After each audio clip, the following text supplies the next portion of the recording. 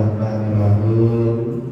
Fas'alu ahla dzikri in kuntum la ta'lamun. Wa qala Rasulullah sallallahu alaihi wasallam, man kharaja bi talabil ilmi fahuwa fi sabilillahi hatta yarji'a. Sadaqallah wa sadaqa Rasulullah Nabiyul Habibul Karim walhamdulillahi rabbil alamin. Hadratul mukarramin wal muhtaramin, para alim ulama, para asatidz, para hujjah, para aparatur pemerintah, khusus sama-sama kita hormati, kita muliakan Rombongan pengurusan Masjid Nurul Huda, yang kami hormati Bapak Rusdi Muslim serta seluruh jamaah sekalian. Mudah-mudahan ibadah yang kita laksanakan diterima oleh Allah Subhanahu wa Ta'ala. Sebelum kita mari sama-sama kita panjatkan kehadirat Allah Subhanahu wa Ta'ala, di mana di pagi hari ini atas karunia dan berlimpahnya kita bisa berkumpul kembali, bisa menjalankan kewajiban kita, dan kita lanjutkan dengan taklim rutin yang biasa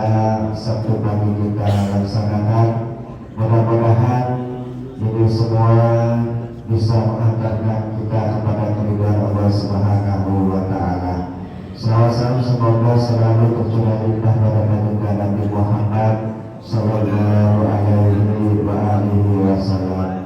Para hadirin jamaah sekalian, mengawali acara pada pagi hari ini, mari sama-sama kita bacakan suratul Fatihah. Mudah-mudahan keberkahan suratul Fatihah Allah berikan kita ilmu yang bermanfaat yang bisa kita amalkan di dalam kehidupan kita sehari-hari, dan kita doakan pula guru kita semoga selalu diberikan kesehatan, dan guru kita yang belum sehat mudah-mudahan diangkat penyakit oleh Allah Subhanahu wa Ta'ala.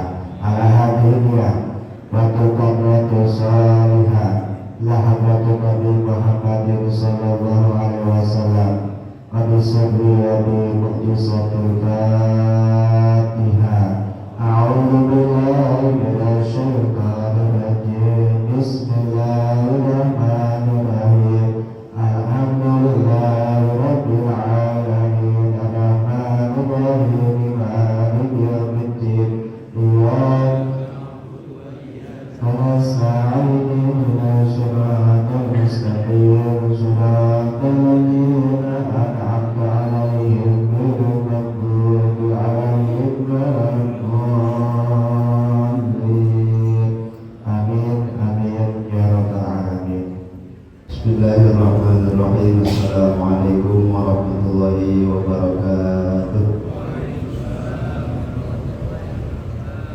Ya Hayyu ya Qayyum, la ilaha illa anta, ya Dzal Jalali wal Ikram, amitna ala dinil Islam, ya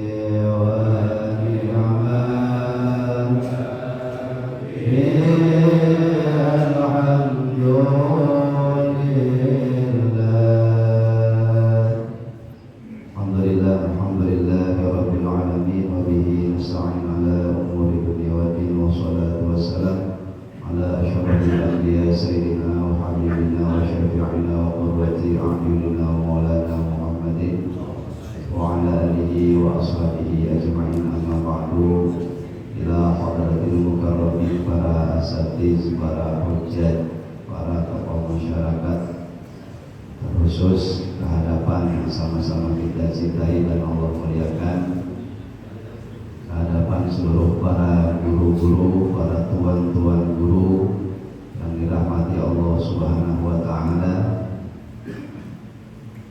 Wabil khusus guru kita Mukarram Bapak Kiai Haji Ahmaduddin, Bapak Ustaz Abdul Razak, Bapak Ustaz Aziz, Bapak Ustaz Jailan Ya'qub, dan guru kita Mukarram Bapak Ustaz Abdul Rahim, Bapak Ustaz Mawi, dan seluruh para guru-guru lain yang mohon maaf tidak saya sebutkan namanya, hormat dan ta'zim,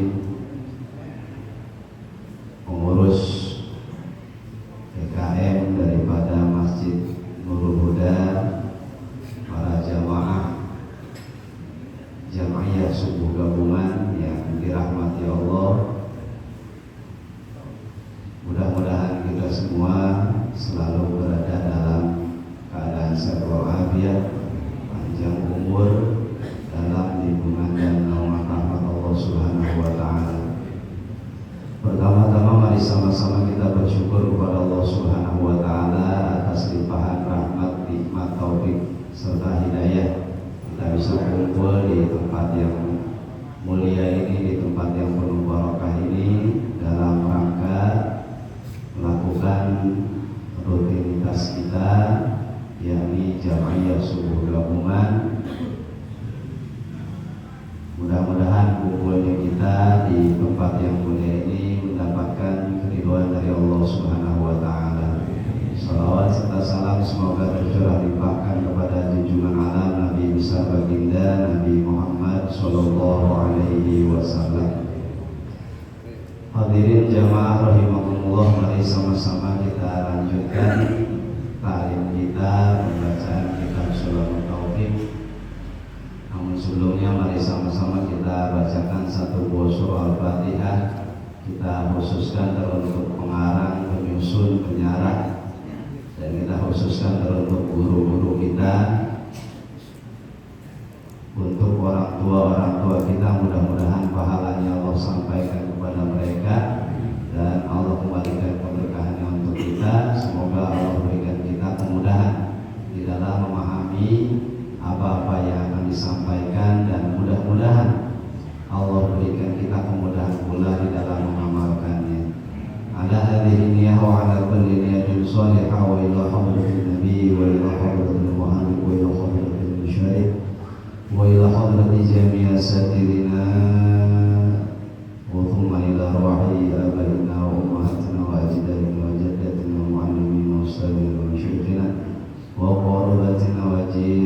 وطلابنا وجماعتنا وجميع المؤمنين والمؤمنات والمسلمين والمسلمات في جميع الجهات. شهد لله لنا ولهم الفاتحة. أعوذ بالله من الشيطان الرجيم. بسم الله الرحمن الرحيم. الحمد لله رب العالمين مالك يوم الدين. إياك نعبد وإياك نستعين. اهدنا الصراط المستقيم صراط الذين أنعمت عليهم غير المغضوب عليهم ولا الضالين. آمين. بسم الله وسبحان الله ولا إله إلا الله والله أكبر ولا حول ولا قوة إلا بالله العلي العظيم العزيز العليم. عدد كل حرف كتب ويكتب أبد الآبدين ودهر الداهرين. آمنت بالله الواحد الأحد الحق وحده لا شريك له وكفرت بما سواه. اللهم أكرمنا بنور الفهم وأخرجنا من ظلمات الوهم وافتح علينا أبواب رحمتك وانشر علينا حكمتك. اللهم علمنا ما جهلنا وذكرنا ما نسينا برحمتك يا أرحم الراحمين.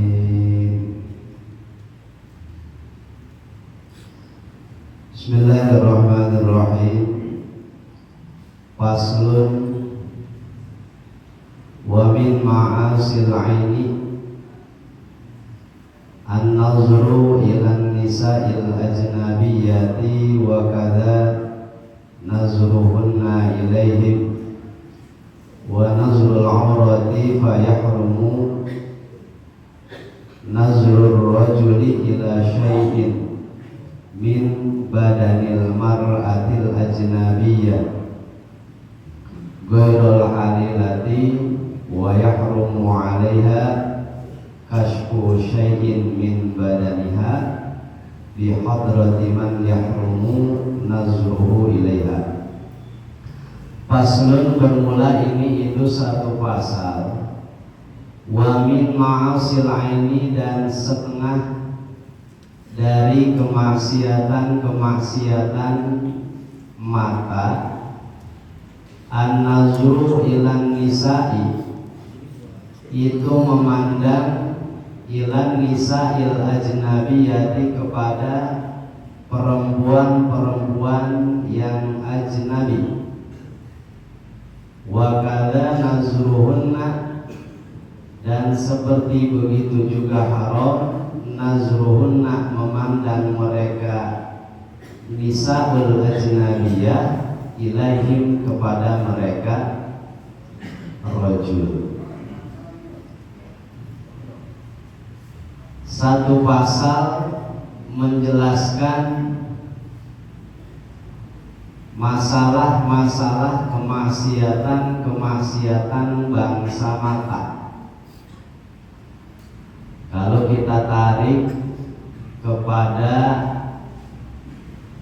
pasal atau bab sebelumnya, sebetulnya ini sedang menjelaskan daripada muamalah, bahwa di depan dikatakan wa yajibu ala kulli muslimin mukallafin, wajib atas setiap muslim mukallaf dia mengetahui sebelum bermuamalah, bercampur gaul, bersosialisasi, tahu dulu akan apa-apa yang halal dan apa-apa yang haram. Maka berkaitan dengan kemaksiatan mata, ini adalah bagian perkara yang harus kita ketahui dulu sebelum kita bergaul, sebelum kita bersosialisasi. Tujuannya supaya jangan sampai pergaulan ini membuat kita melakukan perkara-perkara yang haram di dalam pergaulan. Ya, kalau orang sekarang mungkin istilahnya pergaulan bebas, pergaulan tanpa aturan. Nah, ini pergaulan-pergaulan yang kayak begini khawatir akan menjerumuskan seseorang ke dalam perkara-perkara yang tidak halal, dalam kurung haram, yang diharamkan oleh agama. Jadi kalau kita pengen bergaul bukan nggak boleh, bersosialisasi bukan nggak boleh, bahkan perlu. Ya, manusia itu adalah justru makhluk yang sosial, tidak bisa hidup sendiri. Ya, maka diatur. Ya, boleh kita bersosialisasi, boleh kita bergaul, tapi tahu dulu batasan-batasan di dalam pergaulan, supaya jangan gara-gara bergaul kita jadi tambah dosa. Kalau bisa, ya, dengan pergaulan tambah amal ibadah. Jangan gara-gara pergaulan jadi punya dosa. Ya, kalau begitu mendingan nggak usah bergaul. Nah, jadi kudu bisa memilah dan memilih. Maka dilanjutkan pada pasal ini, musonif akan menjelaskan sebagian dari kemaksiatan mata, kemaksiatan yang bisa dilakukan oleh mata. Larangan-larangan yang berhubungan dengan mata. Yang pertama, an-nazru ilan nisa'il ajnabiyati, memandang kepada wanita-wanita yang ajnabiyah, wanita-wanita yang bukan mahram, wanita-wanita yang halal untuk dinikahi.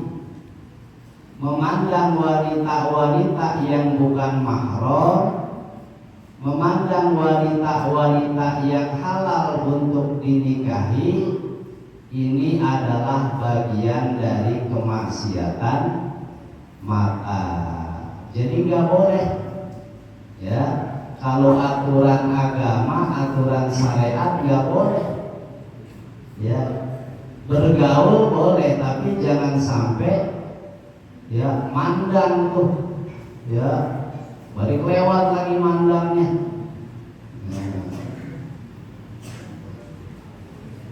Yang bukan aurat, ya, yang aurat mandang yang aurat. Kalau yang bukan aurat sih, ya, ada kebolehan sekalipun tetap dalam ikhtilaf ulama. Ya, cari amannya mah begini dah. Pokoknya kalau kita bergaul, campur gaul, sosialisasi, kita orang laki bergaul dengan perempuan, yang perempuan itu ajnabi, bukan siapa-siapa kita, ya, orang lain halal kita nikahin, berarti kita mandang kepada dia, ini hukumnya haram, jatuh kepada maksiat. Oh, kalau melihat ke situ bagaimana kita, ya? Ya, ajnabi itu orang lain yang bukan mahram, orang yang halal nikah itu ajnabi. Di antaranya ajnabi itu orang yang boleh nikah itu sepupu, ya. Jadi kalau kata fikih mah sepupu, yang kata kita saudara, sedara, punya kakek yang sama, nenek yang sama itu sudah ajnabi, sudah boleh nikah sekalipun di kita mah ya nggak ada ya, nggak biasa, jarang sepupu teh nikah karena masih deket kan gitu alasannya ya. Kalau bicaranya fikih itu sudah ajnabi, itu sudah boleh nikah. Ya udah boleh nikah tuh sepupu. Berarti sepupu teh masuknya ajnabi. Orang yang kita nggak boleh mandang dia hukumnya haram kalau kita pandang jatuh maksiat. Nah ini kan ya zaman sekarang kita begitu ya, patokan kita dia mah saudara, dia mah saudara. Ya iya saudara emang, tapi kan kita ngaji fikih. Nah kita perlu tahu, jangan gara-gara bahasa saudara jadi menghalalkan ya hal yang diharamkan oleh agama. Nggak boleh ya, ngehalalin perkara yang haram nggak boleh. Kan termasuk tuh ya kemarin udah duluan menghalalkan perkara yang haram, mengharamkan perkara yang halal, itu bagian dari kekufuran. Gara-gara ya ada bahasa saudara dia mah kagak ngapa-ngapa, saudara dia mah kagak ngapa-ngapa. Awas baik-baik, apalagi zaman sekarang. Oh zaman sekarang mah repot ya, tontonan jadi tuntunan, tuntunan jadi tontonan. Orang sekarang patokannya apa? TV, YouTube ya, YouTube begini ya, bukan saudara malah ajnabi, nyontoh YouTube kan gitu. Melihat TV begini, nyontoh TV. Awas ya. Alhamdulillah ya, kita difasilitasi oleh guru-guru kita, ada taklim subuh gabungan, ada ngaji fikihnya, jadi tahu kita hukum. Nah mudah-mudahan guru-guru kita Allah berikan ampunan, Allah jadikan kuburnya Allah min riyadil jannah. Jadi pada intinya memandang kepada perempuan ajnabi, ingat ajnabi itu orang lain, orang yang bukan mahram, orang yang boleh nikah. Gambaran simpelnya, orang paling dekat ajnabi itu adalah sepupu. Kata kita saudara tapi masuk bagian sepupu, apalagi yang kagak ada hubungan pisan dah ya, saudara bukan gitu ya, besan bukan gitu, orang lain pisan, itu mah udah pasti ajnabi. Sepupu aja yang dekat bagian dari ajnabi, maka kita mandang kepada dia ya, itu masuk ke dalam bagian kemaksiatan yang bisa dilakukan oleh mata. Wa kadza nazruhunna ilaihim, begitu juga hukumnya haram masuk ke dalam maksiat. Nazruhunna ilaihim, mandangnya mereka perempuan-perempuan ajnabi, ilaihim kepada mereka, kepada mereka orang laki. Seperti kita orang laki-laki haram memandang orang perempuan, begitu juga orang perempuan haram juga dia mandang kita ya, haram. Udah dah, gampangnya begitu, beda. Kita mandang dia haram, dia mandang kita haram. Sekalipun nanti ikhtilaf alim ulama beda-beda tuh ya. Kalau kita lihat sarahnya tuh di dalam kitab ini, kalau laki-laki mandang perempuan seutuh tubuhnya haram, tapi kalau orang perempuan mandang laki-laki ya, mandang mabaina surah wa rukbah, itu yang termasuk haram. Di luar itu tidak haram. Nah itu ikhtilaf ulama. Udah cari amannya, gampangnya kita mandang dia haram, dia mandang kita juga haram. Nah sosialisasi, bagian dari campur gaul. Jangan gara-gara itu Allah jadi marah sama kita. Nauzubillah summa nauzubillah. Fayahrumu nazrul aurati wa nazrul aurati. Fayahrumu nazrul rajuli ila syai'in min badanil mar'ati, maka hukumnya haram mandangnya laki-laki ila syai'in, kepada syai'in. Paling nakirohnya isim nakiroh. Sedikit pun haram bagi laki-laki sedikit pun mandang min badanil mar'atil ajnabiyati, dari badannya perempuan-perempuan yang ajnabi, ghairul halilati, selain wanita-wanita yang dihalalkan. Istri ya, kalau orang udah punya istri mah itu mah halilah, itu mah halal. Mandang dia repot kita. Kalau mandang istri masuk maksiat, kagak ngapa-ngapain urusannya. Halal kalau mandang istri mahal, halal dari ujung pala ke ujung kaki, halal ya, halal, alhamdulillah ya, jadi halal. Yang haram itu mandang ajnabi. Wa yahrumu 'alaiha, wa yahrumu, dan dihukumi haram 'alaiha, atas perempuan-perempuan, kasfu syai'in min badaniha, membuka-buka sesuatu min badaniha, dari badannya. Ini kadang-kadang perempuan ya perlu tahu diri juga dia. Ya, orang laki makan kayak kucing ketemu ikan ya.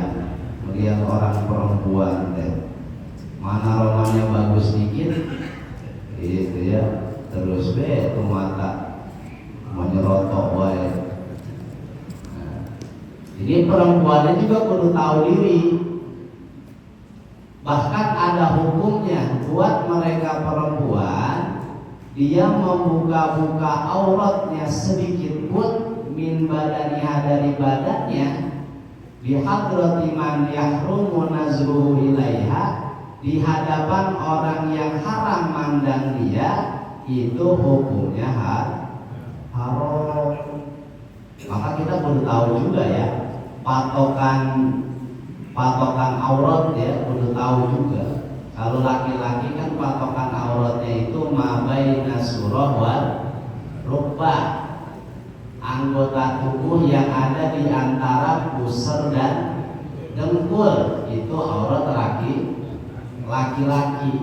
Sementara perempuan yang jadi aurat adalah jami'u badaniha, seutuh badannya itu adalah aurat. Jadi perempuan semua badannya aurat, seluruh tubuhnya aurat, dari ujung pala sampai ujung kaki. Illal wajha wal kafain, kecuali muka dan dua telapak tangan. Ya, karena repot kalau ya melihat muka haram menikah gimana? Itu muka tidak termasuk ya, tidak termasuk aurat. Yang termasuk aurat ya seutuh badan selain wajah dan dua telapak tangan. Berarti wajah dan dua telapak tangan tidak termasuk aurat. Di dalam sholat tentunya ya, aurat perempuan di dalam sholat muka dan wajah. Kalau di dalam bersosialisasi ya, sekalipun ikhtilaf ya, itu seluruh badan sampai ke muka aurat. Maka yang bagus perempuan mah pakai cadar, yang bagus ya. Kalau nggak aneh, kita mah orang pakai cadar aneh ya. Apa kita ngomongnya ninja, wadah ninja, padahal harusnya begitu emang ya.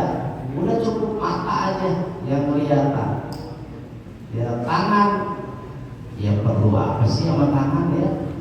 Ya orang-orang yang itu ya, yang rapi suka ada tuh pakai apa namanya, sarung tangan gitu ya. Nah itu menjaga auratnya. Gara-gara dia begitu kita jadi gak dosa tuh. Jadi perempuan juga kudu tahu diri, kudu ngaji juga Pak. Perempuan kudu ngaji. Perempuan mah ngajinya kalau lakinya bisa ngajarin, gak wajib buat dia ngaji keluar. Berarti cukup lakinya yang ngajarin. Ya kalau dia belum punya laki, dia punya orang tua, berarti orang tuanya tuh yang perlu ngajarin. Nggak bisa orang tuanya ngajarin, nggak bisa lakinya ngajarin, maka wajib itu laki mewakili dia ngaji. Jadi lakinya ngaji, datang ke rumah guru, nanya urusan istri, urusan anak, apa dia haid, apa dia puasa, apa dia segala macam daya urusan perempuan di dalam ibadah. Ini lakinya nih, ini bapaknya yang kudu ngaji. Datang ke rumah guru, tanyain masalah yang diperlukan istri, kemudian anak perempuan, ajarin tuh anak dan istri ya kita. Nggak bisa juga ya, kalau nggak bisa juga, nggak mau juga tuh mewakilin, ya udah kasih izin itu perempuan buat ikut pengajian, dan itu masih wajib semua tuh. Ya kalau kita ngajarin nggak bisa, perempuan kita nyariin guru juga nggak bisa, ya udah kasih izin dia buat ngaji. Yang penting pengajian yang amanah, yang terpercaya. Ya gurunya kita kenal, jangan kemana ya neng mau ngaji Bang, udah segitu doang nanya, tanya ngajinya di mana, gurunya siapa. Itu kewajiban seorang laki-laki ya. Jadi nikah bukan timbang mobil itu doang ya, urusan ibadahnya itu jadi tugas kita, tanggung jawab kita. Kalau kita bisa ngajarin cukup kita nggak bisa ngajarin, cariin guru.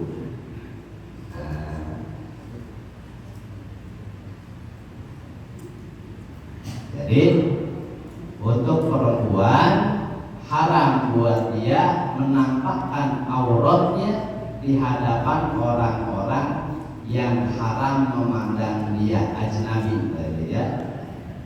Perempuan haram menampakkan sedikit pun auratnya di depan laki-laki yang ajnabi. Nah, kalau aurat perempuan dari ujung pala sampai ujung kaki, ya berarti kayak begini deh. Kadang-kadang kan kalau perempuan itu kalau di kita umumnya standar aurat di kita itu kan perempuan asal badan tertutup ya, kepala terbuka, itu padahal bagian dari aurat kalau ilmu fikih. Ya, harusnya itu perempuan pakai kerudung. Sebab kalau nggak pakai kerudung, berarti dia nampakin auratnya di hadapan orang-orang yang haram mandang dia. Berarti dia dosa, kita juga dosa. Dia dosa nampakin aurat, kita dosa mandang aurat perempuan.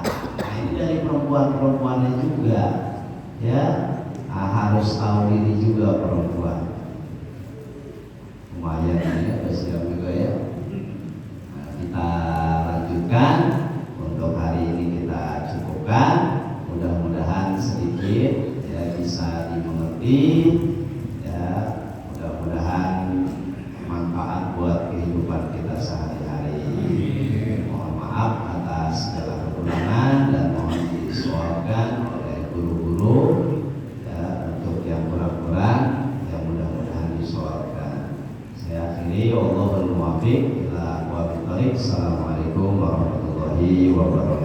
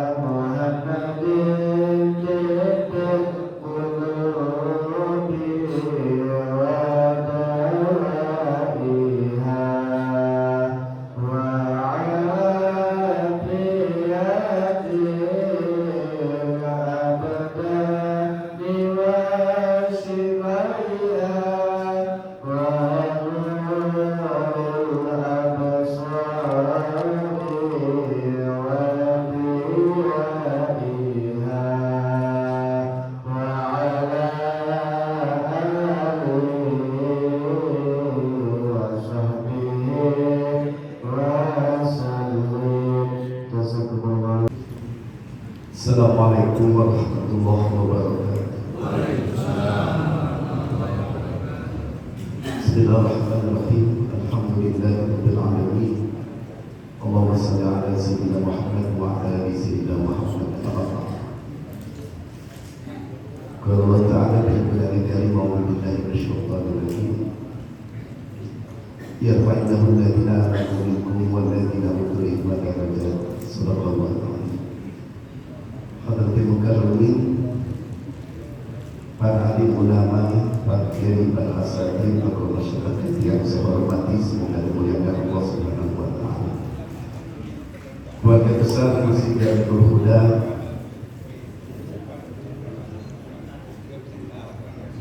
kehadapan pula para DKM Masjid Musola yang tergabung dalam Jamiah Sabtu pagi beserta seluruh jamaah aparatur pemerintah dari tingkat RT kebanyakan, RW sedikit, dusun sedikit juga, lurah belum datang. Mudah-mudahan yang hadir semua dalam rahmatnya Allah Subhanahu wa taala. Alhamdulillah, puji dan syukur kita panjatkan pada Allah Subhanahu wa taala. Pagi ini kita masih diberi nikmat sehat, panjang umur, dan bisa berkumpul kembali dalam kegiatan silaturahmi Sabtu pagi yang sudah dikemas betapa indahnya lewat zikir, lewat sholat, bahkan lewat taklim ilmu pada pagi hari ini yang luar biasa. Satu materi yang keluar dari kitab Surah At-Taufik karangan Al-Habib Abdullah Ba'alawi. Anda harus cinta kepada Habib, apalagi yang pesantren. Kalau mereka tidak ada cinta, susah untuk mendapatkan kita ini, karena rata-rata dari para habaib yang mengharapkan. Semua kita mendapatkan ilmu tadi, walaupun mau dipakainya berat Pak, berat gak? Mandang muka aja dosa. Tapi yang dalam keadaan ajnabi, orang lain, sekarang bukan mandang muka lagi, apa yang dipandang? Dan mulai kami bawa tetis, apa lagi Pak? Paha, pusat, dada, udah mulai nampak. Bapak lihat tuh gimana tuh kami? Jadi lihat haram, karena dia lihat barang bagus. Subhanallah. Ustaz ngomong, Ustaz berhati, Masya Allah. Berat udah ya sekarang hidup kita. Berat Pak. Perempuan harus berkadar memang. Kita harus pakai kacamata apa nih? Kuda. Ya kita hormati guru-guru kita tercinta, Mukarram Haji Ahmad di Sarwasanabi, Muhammad Bayhaqi, dan segenap para asatidz, para guru yang tidak akan disebutkan satu persatu, yang khusus yang menyampaikan materi buat kita. Mukarram Ustaz pesantren ini mudah-mudahan senantiasa berguna dan ilmu manfaat bagi kita semuanya. Salawat dan salam semoga disampaikan pada Nabi kita Muhammad sallallahu alaihi wasallam. Saya selaku bagian untuk mewakili seluruh jamaah Masjid Darul Huda mengucapkan selamat datang kepada seluruh jamaah di pagi hari ini sudah hadir di Masjid Darul Huda. Satu, nomor kedua adalah permohonan maaf. Jika banyak hal yang memang kurang berkenan untuk menerima daripada apa yang sudah disajikan, baik itu dalam penerimaan lewat gaulnya ataupun tempatnya, hidangannya, sajiannya, mohon diberikan pintu maaf yang seluas-luasnya. Tentunya banyak kekurangan, walaupun sebenarnya ini memberikan man kana yu'minu billahi wal yawmil akhir falyukrim dayfahu. Kalau siapa yang beriman pada Allah dan hari akhir, maka muliakan dan tamunya. Mungkin hanya ini yang kami bisa lakukan untuk membahagiakan para tamu-tamu kami semuanya. Yang nomor ketiganya, terima kasih kepada seluruh aparatur pemerintah, masyarakat, dan Masjid Darul Huda jamaahnya yang sudah mengkontribusikan waktu, tenaga, pikiran dan keuangannya. Semoga menjadi amal ibadah di hadapan Allah Subhanahu wa taala. Barangkali itu, terima kasih semuanya. Assalamualaikum warahmatullahi wabarakatuh.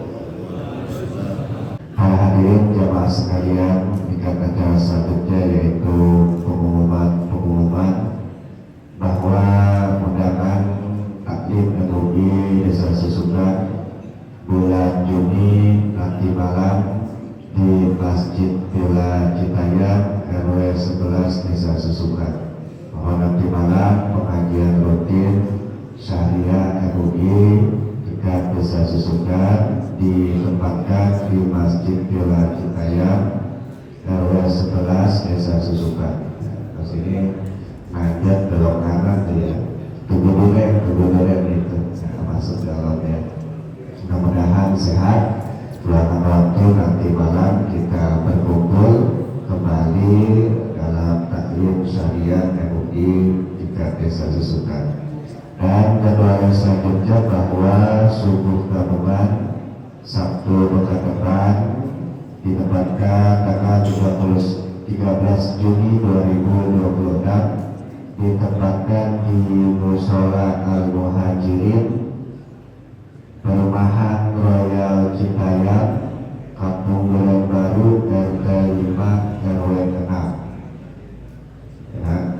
Mushola Al-Muhajirin Perumahan Royal Citayam, Kampung Duren Baru, RT 5 RW 6. Jadi haji cobat, sebelum haji cobat mundur ada Indomaret lewat dikit, maju dikit, sebelah kanan, yang perumahannya sebelah kanan, masuk ke dalam. Patokannya tadi haji cobat ya, sebelah kanan, sebelum haji cobat sebelah kanan, masuk ke dalam. Mudah-mudahan semuanya kita diberikan kesehatan, keluangan waktu, bisa berkumpul kembali di setiap agenda kegiatan keagamaan yang ada di kampung kita di Desa Susukan. Ajak subuh jam 4:38 menit, petugas Satibul Hadad Bapak Ustaz Ahmadu membaca kitab Bapak Ustaz Ahmad Salani, tausiah dan doa guru kita Abu Karam Bapak Kiai Haji Abdul Rajab. Mudah-mudahan kita berkumpul kembali di nanti malam di taklim MUI dan Sabtu depan di Mushola Royal Citayam Al-Muhajirin. Pada hari ini jamaah sekalian meningkat kepada acara selanjutnya. Alhamdulillah Rabbil Alamin alladzi anzala sakinata fi qulubil mu'minin liyazdadu imanan ma'a imanihim. Allahumma shalli wa sallim ala sayyidina Muhammadin wa ala alihi wa sahbihi ajma'in. Amma ba'du.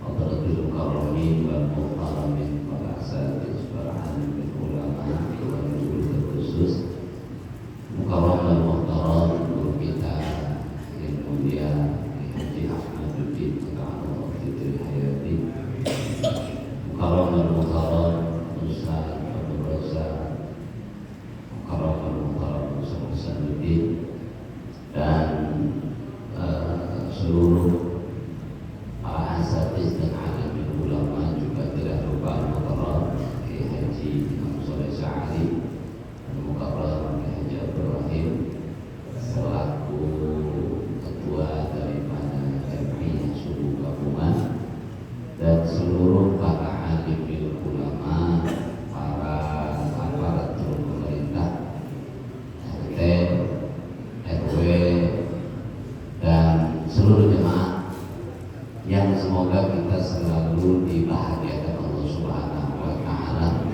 dalam suasana yang insya Allah membuat kita bahagia. Para jemaah yang dimuliakan Allah Subhanahu wa Ta'ala, jumlah lewat 3, jadi saya paling lama banget 15 menit ya, 20 menit dari maksa. Lama ya? Pertama sebetulnya di awal Dr. Siti Ati pengen ngomongin pesen Idul Adha karena masih dekat, bukan dari sisi fikihnya tapi dari sisi makna. Tapi saya juga sangat tertarik mendengar keterangan yang disampaikan Ustaz Hasan Sazili, salah satu abang saya kebetulan adanya.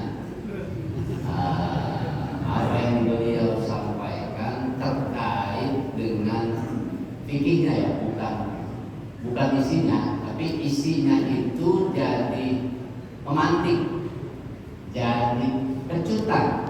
Artinya hal-hal yang semacam itu ajnabi dan lain sebagainya tadi, bahwa yang selama ini kita akrab dengan sepupu-sepupu ternyata sudah nggak muhrim, ternyata sudah boleh nikah. Tapi syaratnya laki perempuan ya, karena kalau saya mau sebuah juga sepupu juga. Kalau saya berkali beda repot ini. Nah, tapi sepupu yang laki sama perempuan. Nah, itu semua kekuatan daripada saudatul ilm, kekuatan ilmu atau satwatul ilm. Ini jadi kekuatan ilmu, dan ini yang menghidupkan subuh, yang menghidupkan subuh gabungan ini, yang menghidupkan jamiah. Nggak berasa. Jadi ngomong kedua tadi kan ketika kalau waktunya cukup ya, tapi itu juga penting sedikit ya. Jadi yang bikin kuat ini jamiah subuh gabungan ya saudatul ilmi, kekuatan ilmu itu, yang dengan apa yang dibaca dalam kemudian ceramah sebetulnya tambahan pelengkap. Karena mungkin ceramah itu ada hasil pemikirannya, ceramah itu ada pengembangannya, ada ngimprotnya. Tapi kitab yang dibaca dalam setiap subuh gabungan dari awal dulu, Sulamul Taufiq, ya Masoibul Ibad, Riyadul Bani, Ahnur ini kuat. Ternyata itu yang kuat. Pertama kuatnya kenapa? Itu Riyadul Bani, itu Sulamul Taufiq, dibacanya disusukan ya begitu, dibacanya di Depok ya begitu, dibacanya misalnya di Aljazair ya begitu, dibacanya di Arab Saudi ya begitu isinya. Gitu. Ini kerennya kitab-kitab yang kita bilang kitab tradisional, tapi inilah jadi khazanah ilmu pondok pesantren salafiyah. Banyak pondok salafiyah, maksudnya ilmu-ilmu yang ada di pondok salafiyah itu keren. Kemarin ada kiai, dia suka ngisi di TPRI baca kitab Bukhari Muslim, masih muda. Terus dia bilang, saya mau baca kitab Arab Saudi, saya mau di TPRI. Kemudian ada teman juga ngomong, kiai saya pengen ikut juga teman kiai, terus saya pengen kuliah S2. Dia bilang, Ustaz, kalau hari ini mau putar katanya, Ustaz umur berapa? Macam 40 dan 50, kalau saya baru 27 tahun saja. Ini ya kalau umur-umuran Seboim lah, Seboim berapa ya? 27, nyamain lah. Nah, umur-umuran beliau lah. Dia bilang ini tukang suka ngisi di TPRI baca kitab Bukhari Muslim. Dia bilang kalau Ustaz hari ini kuliah buang waktu. Terus ilmu di pesantren salaf harus cukup. Coba sekarang misalnya dosen hadis, orang ngajar kuliah paling banyak itu 12 pertemuan, satu semester nah. Itu 12 pertemuan satu hadis memang dibahas semua. Satu pertemuan satu hadis kali 12 pertemuan berarti 12 dibahas semua, manteknya, badannya, muka, halnya dibahas juga, asbabul nuzul macam-macam. Aku meren, dia ngajar bertahun-tahun 12 hadis itu terus, maka jadi ahli hadis. Ada hadis itu aja. Santri dari mulai yang wajib pertama, sholat, belajar manteknya, belajar badannya, belajar bayangan dan macam-macam. Maka Al-Quran tidak bisa kita tafsirin pakai otak kita sembarangan, wajib ditafsirin pakai perangkat ilmu. Maka kalau nggak pakai perangkat ilmu bahaya. Karena kenapa? Standar ilmu itu tetap hukum. Walaupun tadi sudah jadi tinggung-tinggung kesolehan sosial, kita kan juga begini, gitu ya. Orang sholat rajin tapi korek. Misalnya, itu orang duitnya banyak banget dermawan, tapi mukanya cenderung baik. Kita ini suka nuntut orang itu sempurna baik.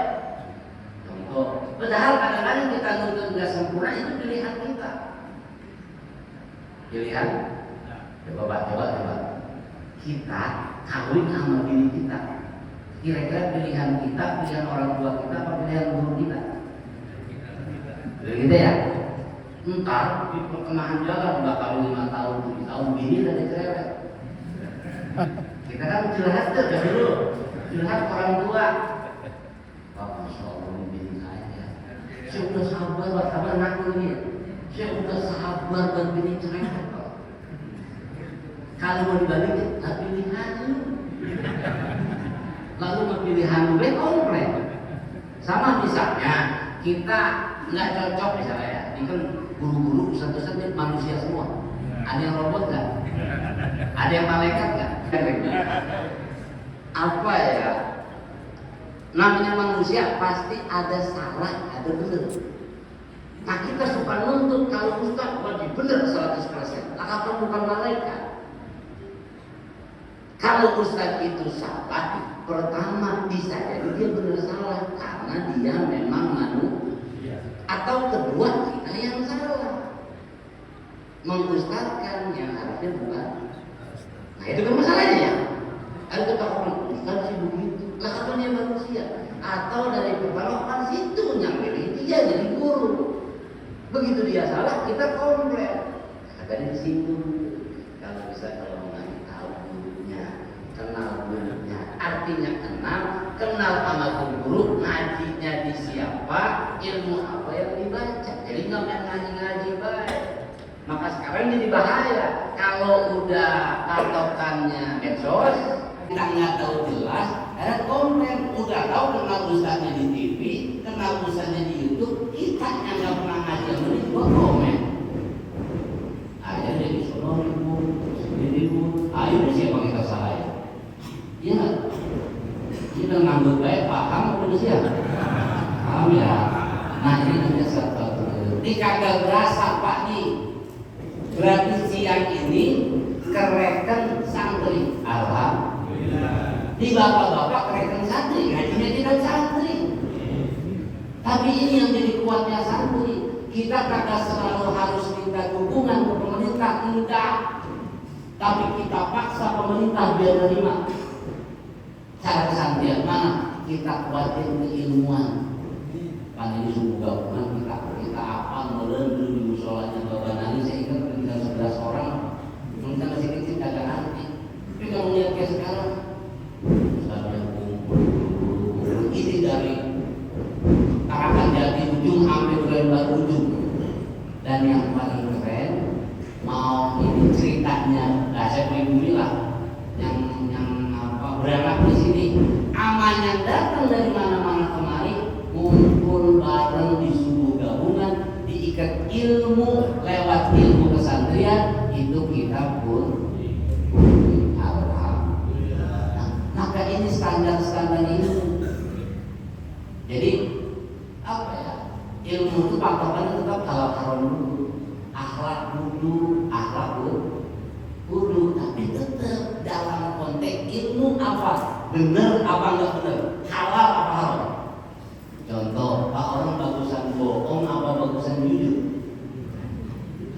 Bagusan jujur kan? Itu akal kita cara manusia. Tapi kalau pakai ilmu, jujur nggak selalu benar. Jujur nggak selalu. Pak dia lagi duduk, mohon maaf sama orang samping. Ini orang mungkin, seandainya contohnya ini orang mau buat kampret keingetnya misalnya. Keingetnya mau kampret. Kita bilang, ente mau buat kampret coy. Jujur nggak? Tapi agama bilang bener nggak? Berarti jujur ada nggak benernya? Ayo, coba kalau nggak pakai ilmu, udah bener aja tuh jujur. Atau ada orang, mohon maaf ya, orang nggak bisa apa-apa aja, cara wajar gitu, tapi kita jujur bagaimana? Ngeliat muka lu bukan muka orang, tersinggung nggak? Satu lagi. Orang bagusan somya, apa bagusan cemberut baik? Somya, benar. Jadi sepakat mau seboim ya.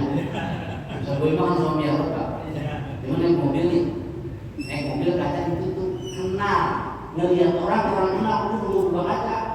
Palanya nongol, oh mana? Ambil gitu dotian ini. Itu kebanggaan Somia juga ya. Somia bagus, tapi ada kalanya Somia nggak bagus. Kapan? Ini makanya kapan ya? Ketika ada perempuan cakep tapi ajnabi. Perempuan cakep tapi aja. Kayak bapak jangan aneh. Kalau ada di ustad, di kiai, kayak gampang Somia. Karena bahaya juga. Kalau di ustad jangan cakep. Tapi rata-rata di ustad cakep lah. Itu bagian dari sunnah. Min sunnatil anbiya. Coba saudara lihat nabi-nabi mana bini kayak apa? Kalau pulang ceramah, capek, ke rumah bini buat ikan tembak. Ya artinya ada perempuan cakep, terus Somia, kebangetan Somia, ketemu laki-laki yang pikirannya rada-rada sunnah ya Pak. Jadi kayaknya perempuan mau, perempuan berbeda, karena kebangetan. Jadi Somia juga perlu di tempatnya. Tapi buat perempuan, kalau buat orang laki itu yang serboim ya. Serboim untuk melihat orang pakai kopiah dan tegor ya. Karena kata dia bahasanya sekemistri. Kemistrinya ketemu nih sama-sama anak pengajian, nggak perlu pakai kopiah yang tegor ya. Mang ditegur berdua pakai kopiah pakai gamis, katanya mintain amal. Saya udah rumah tangga. Nah ini maksud saya nih. Ini yang dibilang satwatul ilmi, ini yang dibilang syaukatul ilmi. Berarti ini kampung bisa kuat dengan ilmu-ilmu yang ada di kitab ini. Karena ini kita punya contoh, ada buku keren, judulnya Ensiklopedia Islam. Judulnya Ensiklopedia Islam di Arab, Islam di Mesir misalnya. Tapi itu ensiklopedia di Arab dibaca cocok, di Indonesia belum tentu. Di Indonesia dibaca cocok, di Thailand belum tentu. Tapi kalau ini kita punya dibawa kemana juga isinya itu. Dan ternyata ini kitab-kitab yang dikarang oleh para alim ulama berdasarkan istikharah, berdasarkan riyadhah, dan lain-lain sebagainya. Maka bertahan Pak dari dulu sampai sekarang. Jadi Bapak boleh lihat itu tambahan khazanah boleh. Bapak boleh lihat Facebook, Bapak boleh lihat medsos, Bapak lain-lain boleh. Tapi jangan ditinggalin di ilmu ulama. Dan kita nggak berasa di suku gabungan berkuat-kuat karena ilmu-ilmu yang diajarkan dari kitab-kitab para alim ulama. Udah 15 menit. Nah ini karena sebenarnya berubahnya dari HP dikit. Saya tadi niatnya pengen ngomong jadi gini ya, jadi nambah kita. Pengen ngomong Idul Adha, ini aja Idul Adha. Kalau pakai arti id berarti ngulang gitu dah. Id kembali. Adha itu ada dua makna. Ada yang maknain nyembeli, ada yang maknain membuat namanya ngulang nikmat gitu. Ngulang nikmat. Karena awalnya yang melaksanakan sembeli itu Nabi Ibrahim alaihi salatu wassalam. Ternyata Nabi Ibrahim pernah juga bertemu Allah. Kalau bahasa kita Ibrahim, Nabi Ibrahim juga. Nabi Ibrahim itu komplain sama Allah, ya Allah, ini Ismail ini kan bertahun-tahun saya nikah nggak punya anak. Begitu punya anak baru mulai gede. Bocah sekitar ya 6-7 tahun sampai 9 tahun. Kita lebih seneng-senengin. Bocah kalau 7 tahun, 9 tahun, bandel, pasti kita bilang, wah anak raga, ngapa-ngapa, padahal main bola mecahin kaca. Mau apa-apa kaca kalau bang ini coba udah mulai gede, udah sunat, jatuhnya udah nol, mecahin kaca, kita bilang apa? Nah macam-macam gitu ya, kira-kira kan begitu tuh. Begitu ini Ismail mulai gede, disembeli. Nabi Ibrahim komen, ya Rob, ini hajat ini tuh samrul hati. Ini buah hatiku, kenapa sekarang disuruh sembelih? Kata Allah, Ibrahim, Ismail itu hambaku, aku yang hidupin, aku yang kasih nafas selama di dunia, dia makan pakai rezeki. Ketika saya ciptain kamu gak komplain, kenapa sekarang saya ciptain saya mau ambil kamu komplain? Nah ternyata Nabi Ibrahim dengan kekuatan Allah kayak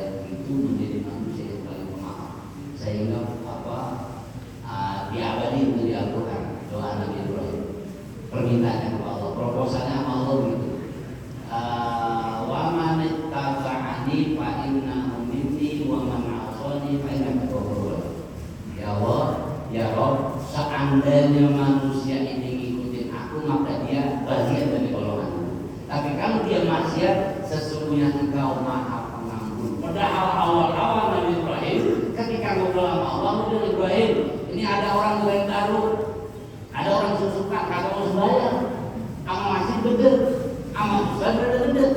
Kata Nabi Ibrahim, ya Rob, ini orang kau yang hidupin, yang kasih nafas, kau makan pakai rezeki kau, sekarang udah mau musola, nggak mau ikut subuh gabungan. Kata Nabi Ibrahim, bunuh baik, siluamu, bunuh, matiin. Coba bakal begitu. Maka di zaman mati semua. Maka nanti ada konteks bikinnya, tapi dalam dakwahnya tetap pakai apa? Coba itu selalu topik. Kita kan selalu topik biar nggak betul. Itu selalu topik, jangan sampai. Padahal di situ hukumnya jangan gampang mengkafirkan saudara yang muslim.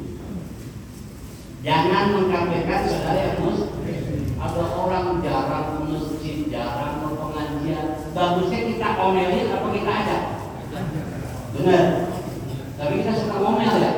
Orang yang otaknya kafir, tinggal di samping masjid, macam-macam. Mendingan tuh hati orang begitu. Itu pakai nafsu berarti.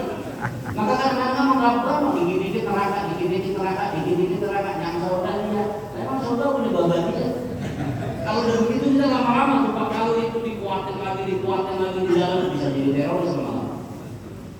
Memang teroris yang bom dibalik. Karena kita lagi maksiat, kita bom baik, jadi kita jihad. Ya. Tapi saya tanya, apa kita jamin orangnya? Orang yang hari ini imannya kuat sampai mati bawa iman. Dan apa kita bisa jamin yang hari ini tidak beriman sampai mati dia pasti ke bawah iman? Bisa jadi dia masuk Islam. Abu Jahal punya Ikrimah, Abu Lahab punya Zaro. Itu Khalid bin Walid punya Ikrimah, Abu Jahal, Abu Lahab, Walid bapaknya Khalid itu musuh sama Nabi. Islamnya udah bagus. Maka dakwah itu ngajak orang yang kurang bagus, kita ajak bagus sekarang enggak. Nah, balik lagi nih, mau sakit tapi romannya agak kelar, mau sangat jujur sih. Panitia udah dengan krosak-krosek baik, itu sudah salah. Ya kalau dalam begini itu pemahaman muka berkat muka kita. Idul Adha itu berarti intinya berbagi. Intinya kalau Idul Fitri intinya ngebersihin diri. Idul Adha intinya berbagi. Singkat cerita, ulama sampai nganjurin ya kalau kagak ada otak kambing, kagak ada kambing, motong bebek. Motong? Ya emang ada lucu ya? Kalau orang motong sapi, kita lagi motong bebek mana bisa pepek gitu kan? Kalau sapi kan masih ada ngomongnya tuh. Kalau bebek kan beli banget ya. Tapi kata ulama kalau memang nggak mampu sunnah tidak. Sunnah ngodorin darah biar apa? Seandainya di momen Idul Adha kita kagak dapat daging, kita punya daging. Jadi itu intinya berbagi, bukan naruh. Gitu. Ibadah ngajarin berbagi, bukan naruh. Kalau kita tujuannya naruh, akhirnya pada berselut tentu ya. Berantem di masjid Pono, ya. Karena kenapa? Semuanya ngandelin dibagi, bukan begini. Nggak ada otak kambing, nggak ada kambing, ya unggas-unggas apa kek, potong titik-titik bengul kek, ya atau apa? Pertama sunnah kira tidak, yang kedua biar kita kagak trauma. Jawab, enggak ya. Ininya begitulah. Nah ini yang muatin kita ilmu ala pesantren. Karena di pesantren orang yang pengen bisa nafsirin Quran, pengen bisa takbirin hadis minimal, dan dia boleh dianggap mujtahid, dia boleh maknain pakai pikiran dia dengan perangkat ilmu minimal 12 disiplin ilmu. 12 disiplin. Kalau ahli matematika jawab Pak. Ahli teknik doang Pak.